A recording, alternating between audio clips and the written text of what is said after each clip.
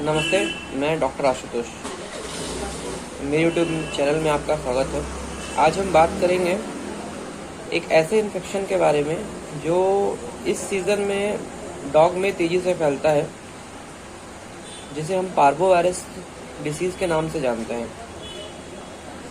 ये इन्फेक्शन छोटे बच्चों जो पप्स होते हैं, बेसिकली उनमें जो अनवैक्सीनेटेड हैं, जिनमें वैक्सीनेशन अभी लगा नहीं हुआ है, या कुछ केसेस हमारे पास ऐसे भी आते हैं जो हम देखते हैं कि वैक्सीनेशन होने के बाद भी इसमें पार्वो के बीमारी जो है वो मिलती है।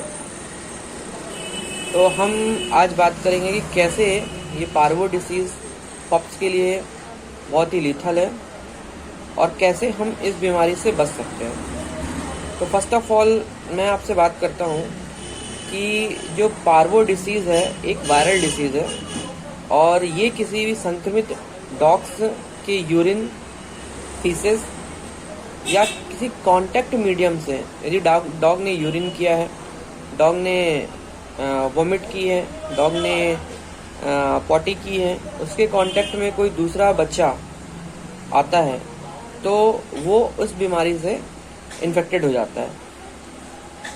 इसको बचाने का तरीका सबसे अच्छा क्या है? तो इसको सबसे अच्छा बचाने का तरीका ये है कि हम डॉग को तब परचेज़ करें जब वो 45 डेज़ का हो जाए, क्योंकि हम कुछ केसेस में क्या देखते हैं कि जो ब्रीडर्स होते हैं वो डॉग्स को बेचने के चक्कर में जो ऑनर्स को डॉग बहुत पहले ही देने की कोशिश करते हैं, जिसकी उम्र 30 दिन से कम होती है। और डॉग्स भी जो ऑनर्स होते हैं उन्हें यदि कोई डॉग पसंद आता है तो वो उस डॉग को परचेज़ कर लेते हैं, लेकिन इससे पार्वोवायरस डिसीज़ में बढ़ोतरी होती जा रही है। तो मेरी जितने भी डॉग ऑनर्स हैं उनसे ये रिक्वेस्ट है कि आप डॉग 45 डेज़ के बाद ही खरीदें, जब उसका वैक्सीनेशन किया जा सके। सबसे पहले डॉग खरीदते सबसे पहले डॉक्टर, जो आपके आसपास के डॉक्टर हैं उनके पास पहुँचे और वहाँ जाकर उसका हेल्थ चेकअप कराएं। लेने के पहले भी कराएं कि उसमें कोई सिम्टम तो अभी पार्वो के मौजूद नहीं है। जो पार्वो के सिम्टम हैं बेसिकली उसमें वॉमिटिंग और डायरिया, एनोरेक्सिया, डल, डिप्रेस्ड, एक कॉमन जो हम सिम्टम नोटिस करते हैं। और बहुत सारे सिम्टम्स होते हैं जो नोटिस करना एक्सटर्नली पॉसिबल नहीं है। तो फर्स्ट ऑफ ऑल कि इसमें जो पप होता है वो खाना बंद कर देता है, लूज मोशंस चालू हो जाते हैं उसमें, साथ में वॉमिटिंग होने लग जाती है। और यदि हम इस समय भी ध्यान नहीं देते हैं तो कुछ समय बाद वॉमिटिंग में और डायरिया में दोनों में ब्लड आने लग जाता है। तो ऑनर को अटेंशन इमीडिएटली देना चाहिए और डॉक्टर के पास पहुंचना चाहिए। इसका ट्रीटमेंट पर्पस की बात करें तो ट्रीटमेंट पर्पस में इसमें आईवी फ्लूइड्स दिए जाते हैं जो कि उसके डिहाइड्रेशंस को मेंटेन करते हैं, साथ में एंटीबायोटिक्स,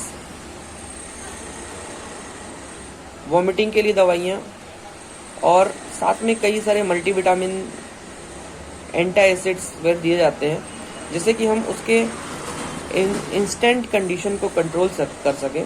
बस बेसिकली जो ट्रीटमेंट पर्पस होता है, because there is no cure of viral infection, तो हम सिर्फ सिम्टोमेटिक ट्रीटमेंट ही इस बीमारी में कर सकते हैं। जो बॉडी से बीमारी से रिकवरी की बात है, वहाँ पप की अंदर की इम्यूनिटी ही काम आती है कि जो उस इन्फेक्शन से लड़के और उसे उस बीमारी से बाहर करती है।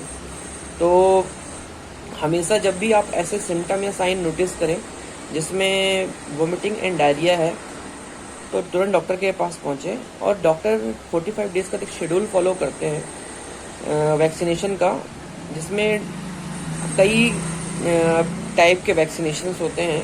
तो वो डॉक्टर आपको उसके बारे में गाइड करेंगे, जिससे कि आपके प्यारे पपीज़ को इस लीथल इन्फेक्शन से बचाया जा सकता है।